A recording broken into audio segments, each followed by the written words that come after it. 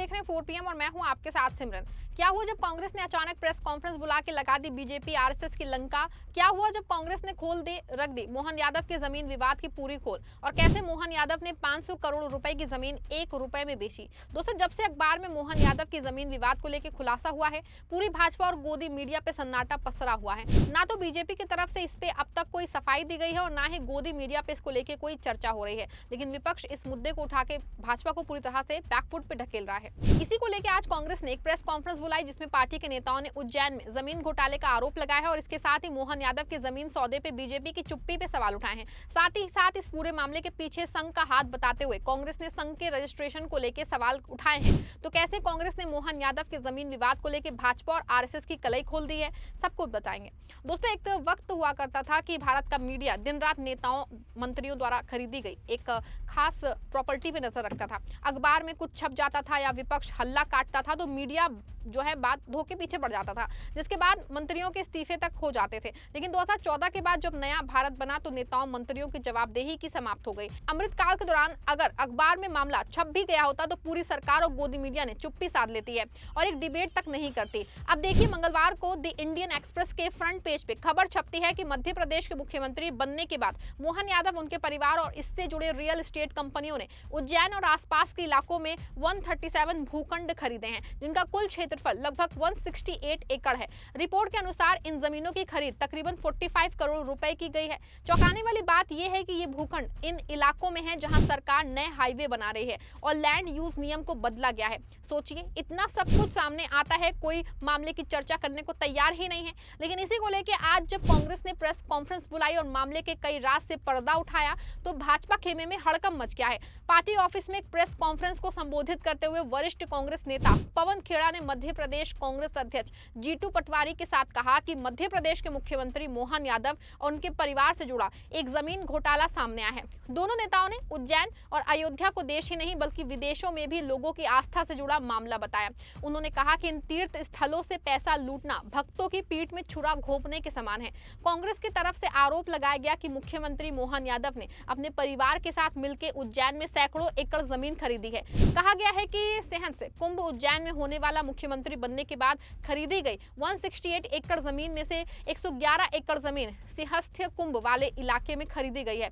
पवन खेड़ा, जो कि कांग्रेस के मीडिया और प्रचार विभाग के चेयरमैन भी हैं, उन्होंने कहा कि उज्जैन इलाके में जहां 2035 मास्टर प्लान पे काम होना है, वहां मोहन यादव के परिवार ने जमीन खरीदी है। इस मामले में प्रधानमंत्री नरेंद्र मोदी से कोई एक्शन की उम्मीद नहीं है। वो विदेश में मेलोडी और घर में झालमुड़ी का मजा लेते हैं और उनका मुख्यमंत्री जमीन और दान में मिला सोना चांदी निगल जाता है।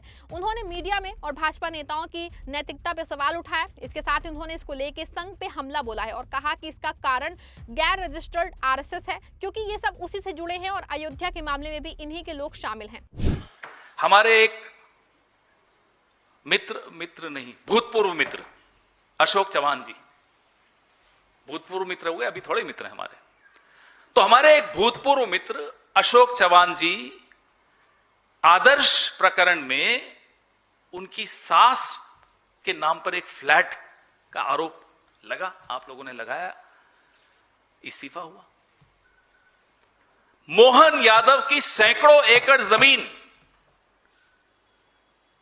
प्राइम टाइम पे तो सन्नाटा है ही। हमारे यहां एजेंसी के साथी भी बैठे हैं, 2-3 एजेंसीज के, बड़ी बड़ी एजेंसीज हैं तीनों, सन्नाटा, पूरा सन्नाटा। और आज तीनों एजेंसीज को मैं बाइट दूंगा इस पे, मैं देखता हूं चलाएंगे या नहीं चलाएंगे। प्राइम टाइम पे सन्नाटा, एजेंसीज में सन्नाटा, इस्तीफा, भाड़ में गया इस्तीफा, नहीं होने वाला इस्तीफा।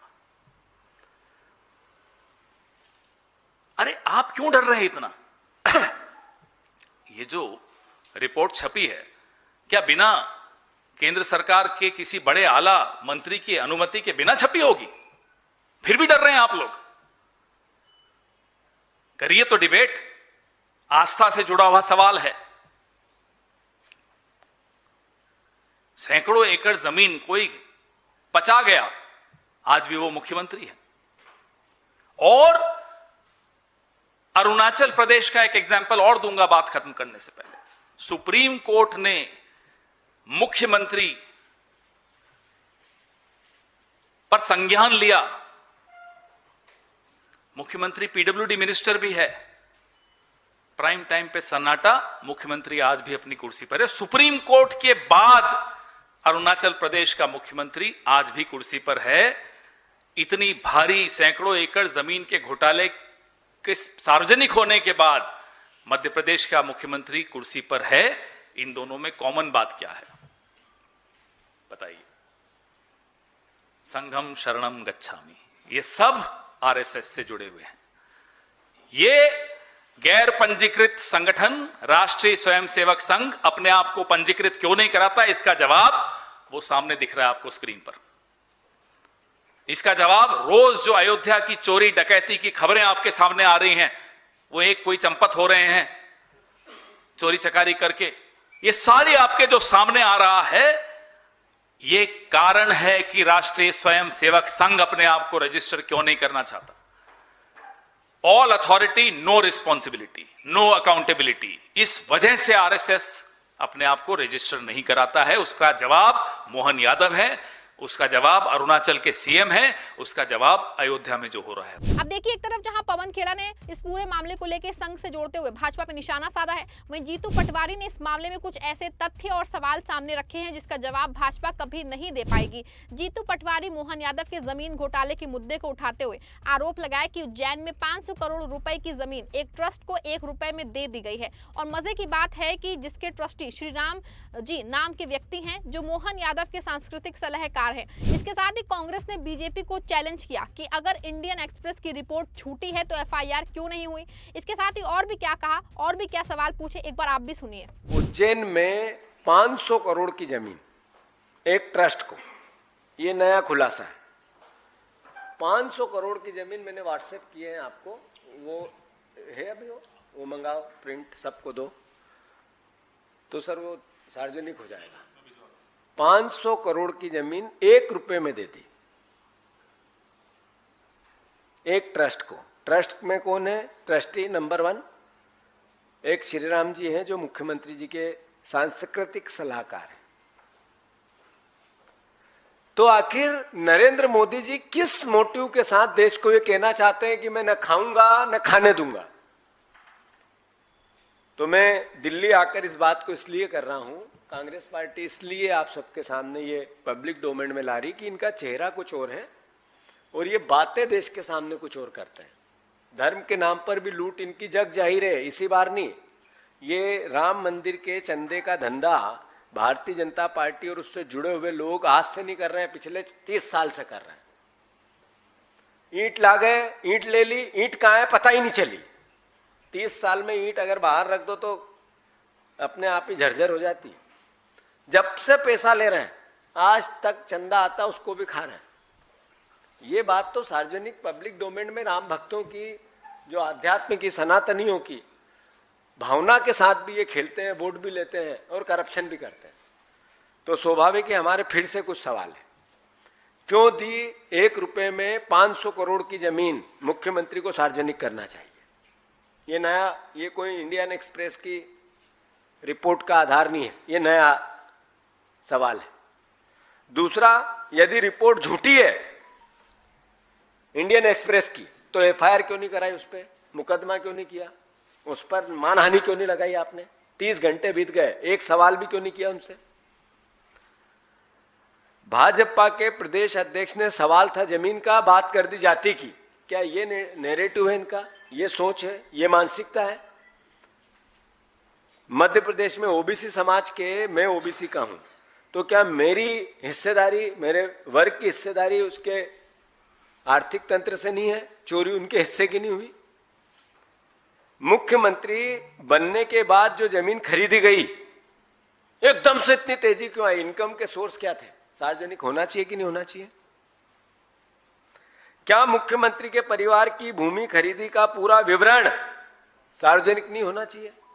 मुख्यमंत्री आगे रह के नहीं करे, उनके परिवार को नहीं बिठाए, ऐसा कि साहब गोई से मैं ये बातें करना चाहता हूं, मैं प्रदेश का मुख्यमंत्री। आखिर मुख्यमंत्री कोई एक पार्टी का होता है क्या? प्रधानमंत्री किसी दल का होता है क्या? देश का होता है, प्रदेश का होता है। तो मेरे प्रदेश के मुख्यमंत्री को अगर मैं ये कहूं कि आपकी छवि खराब हो रही है इस पूरे प्रकरण में, आप सार्वजनिक क्लियरिटी लाओ, तो मैं मध्य प्रदेश की अस्मिता को बचाने की कोशिश करता हूं। उस पर ये दाग लगा है मध्य प्रदेश के 8 करोड़ लोगों पर कि यहाँ करप्शन सबसे ज्यादा है, उसको धोने के लिए मेरा प्रयास करता हूं। एक प्रदेश का नागरिक होने के नाते मेरा दायित्व निभाता हूं। हमारी पार्टी अपना दायित्व निभाती है, कांग्रेस अपनी बात कहती है, विपक्ष का दायित्व निभाती है। तो भारतीय जनता पार्टी हमें 2 कौड़ी का कहती है। मुख्यमंत्री मुझे गालियां देते हैं। ये पूरा मामला अब सिर्फ जमीन खरीद बिक्री तक सीमित नहीं रह गया है, बल्कि मुख्यमंत्री मोहन यादव बीजेपी और आरएसएस की कार्यशैली पे बड़े सवाल खड़े करता है। कांग्रेस लगातार दावा कर रही है कि सत्ता का इस्तेमाल करके पहले जमीनें खरीदी गई और फिर सरकारी योजनाओं और मास्टर प्लान के जरिए उनकी कीमतें बढ़ाने की तैयारी की गई। वहीं 500 करोड़ रुपए की जमीन एक ट्रस्ट को मात्र 1 रुपए में देने के आरोप ने विवाद को और गहरा कर दिया है। अब सबसे बड़ा सवाल है कि अगर आरोप बेबुनियाद है तो बीजेपी और राज्य सरकार खुल के जवाब क्यों नहीं दे रही है। विपक्ष जवाब मांग रहा है, लेकिन फिलहाल सत्ता पक्ष की चुप्पी इस पूरे विवाद को और ज्यादा रहस्यमय बनाए हैं। इस पूरे मामले को लेकर आप क्या सोचते हैं, आपकी क्या राय है, कमेंट में जरूर बताएगा। वीडियो को लाइक और शेयर करिएगा।